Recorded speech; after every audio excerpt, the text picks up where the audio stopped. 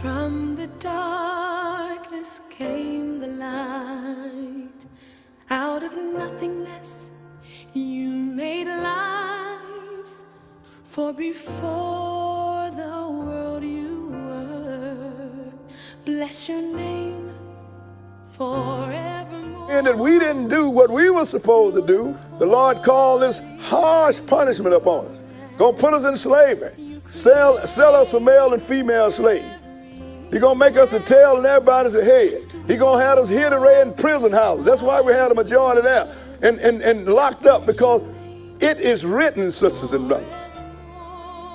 Because he chose us to teach all the rest of the sons of Adam about him and bring them to him. And we dropped the ball.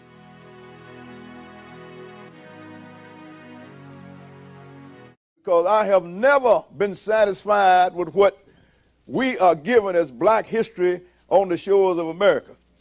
I said this is not black history. It is a history of slavery and servitude and being denigrated. And that's why your young people don't know where they came from, don't know what great people they had in their past.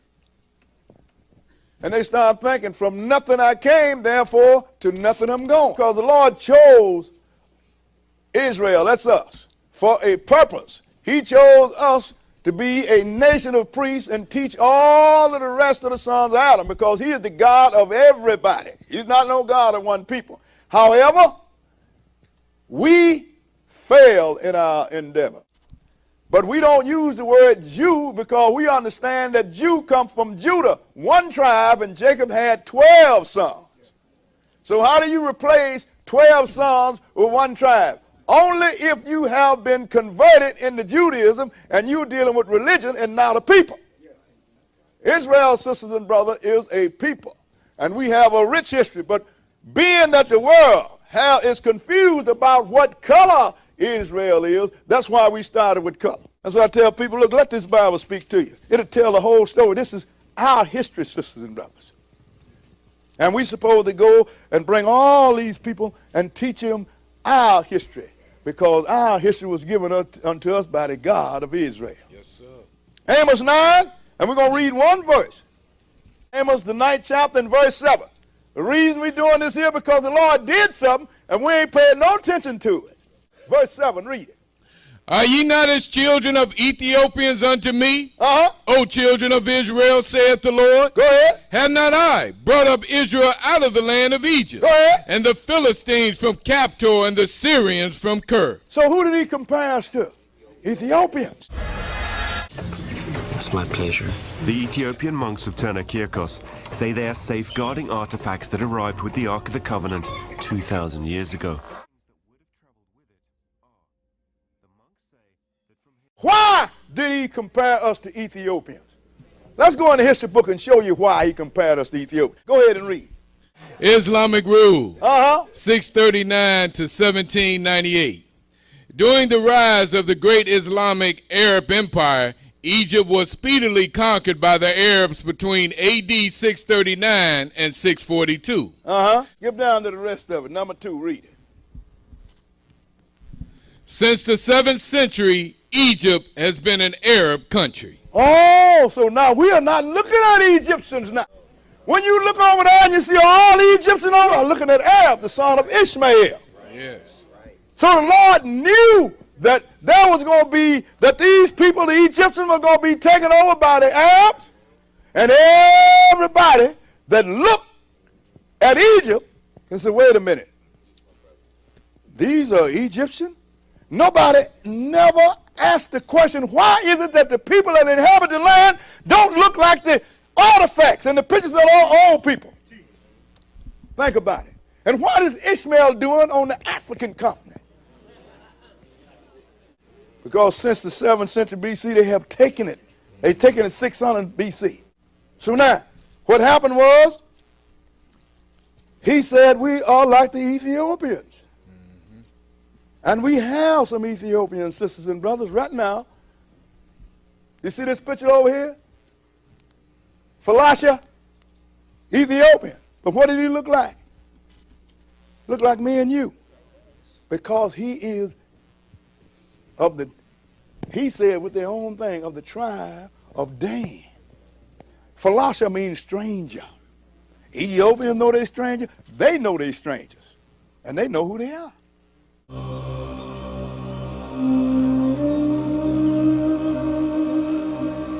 In the early 1980s, I went to Africa to document the plight of the Falashas, the black Jews of Ethiopia.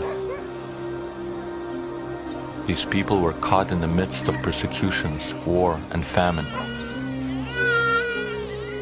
In 1991, the Falashas made international headlines when they were airlifted by the Israeli Secret Service to Jerusalem.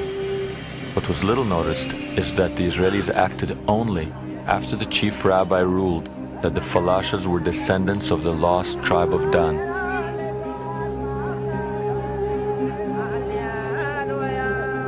Can you imagine the lost tribes of Israel making front page news? Can you imagine the government of Israel acting on the words of rabbis who say this is the lost tribe of Dan, and suddenly modern aircraft swooping in to Civil War Ethiopia as people from ages ago are airlifted into modern Israel? Seeing the Ethiopians in Jerusalem, I thought, was this just an anomaly? Or was the biblical prophecy beginning to unfold? The story begins 2,900 years ago, when after Solomon's death, his biblical kingdom split into two. In the south, Judea, home to 3 tribes including Judah, which gave its name to modern-day Jews. In the north there was Israel, home to the people that would later be called the lost tribes of Israel.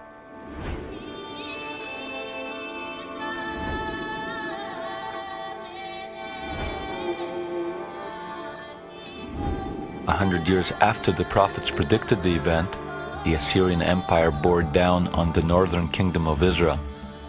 Now let me show you what happened when the Falashas, when you got the people that call themselves Jews run into the Falashas. What do they say there now? Go ahead.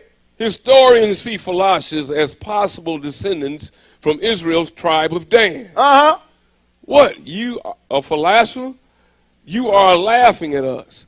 Are there any white Falashas? That's what these Falashas, these Danites say. When you got this white Jew come up, so I'm a Jew too. He said, what y'all doing? You laughing at me? Are there any white Falashas? Go ahead and read. That was the way the people of Beta Israel greeted French Semitic scholar Joseph Halevi upon his arrival in Ethiopia in the last century. Uh-huh. Jews are black, not white, they said. Uh-huh. They said the same to Halevi's student, Jock Failovich, who became founder of the American Pro-Falasha Committee. Now look, sisters and brothers, these guys knew who they was. They was Danites. They had their records. They might have been lost to the world, but they was not lost to themselves. They knew who they was. That's right.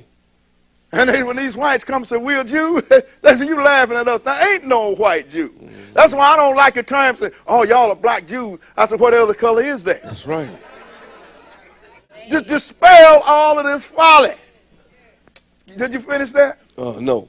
Go ahead. Baruch Tegegni, 38, a Falasha now living in Montreal, memorized the Torah at his grandfather's knee. Uh-huh. Long ago, the rabbis declared we are Jews like everybody, Tegegni says. Uh-huh. What's so bad? We keep the original Jewish religion. We didn't change it. I think we may be better. Ain't that something? Because their forefathers are the one that converted the people that call themselves Jews. Yes, now, you're going to come and tell me who I am, and I got to convert, and my records are better than your records. This is a Falasha. Ethiopians destroyed them, sisters and brothers. America forced the other people to help some of them and get some of them to Jerusalem. And they still don't want them, but still, this is the Danites. But then you got another set of people, the Gadites. Mm-hmm. The Igbos of Nigeria, members of the tribe. I'm going to show you something.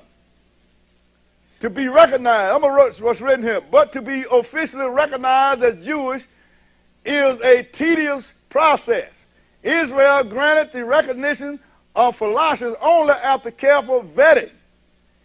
The Abudai, I can't pronounce it, underwent a conservative, this is another tribe of people that was Israelites, underwent a conservative conversion 6 years ago, a path the Hebrews are reluctant to embrace. Their reason is simple. To convert would undercut their claim to be Jewish by ancestry.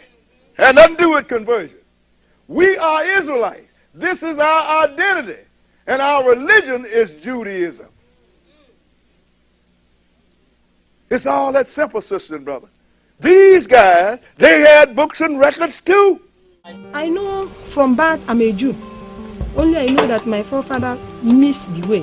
I grew up alongside every other Igbo youth. We kept on hearing that Igbo people came from Israel. There was a story my mom told me at the age of 6 years. I never forget. He said, the Igbos are Jews. This is the story of the Igbo. 25 million strong. A people once under siege by their very own government. Biafra declared its independence. And a people once captured and shipped across the Atlantic by the hundreds of thousands. A people who helped build America.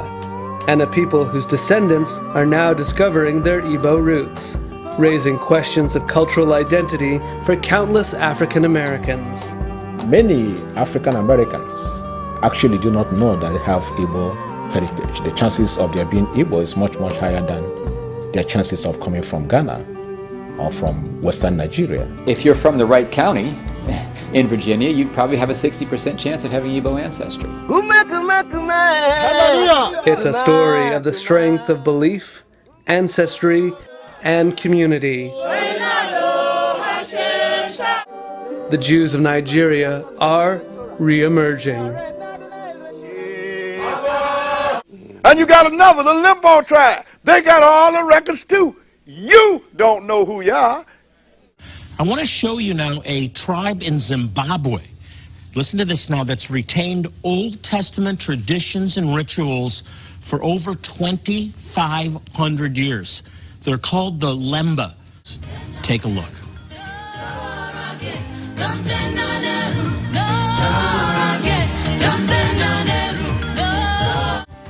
The Lemba, a lost tribe of Israel discovered in the remote regions of Zimbabwe.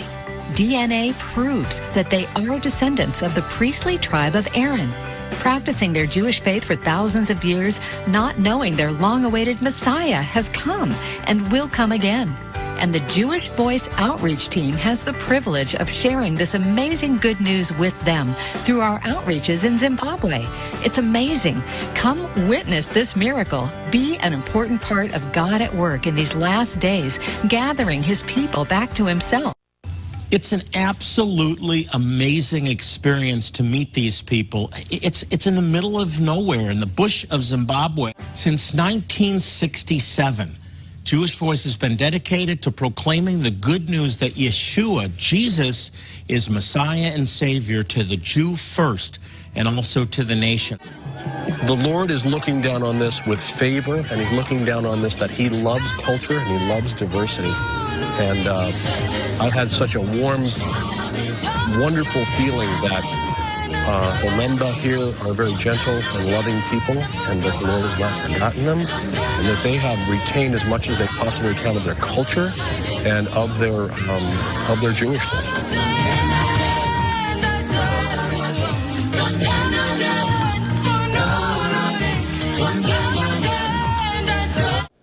Join us online starting Saturday, February 7th at 10 a.m. Central Time, and again at 1:30 p.m.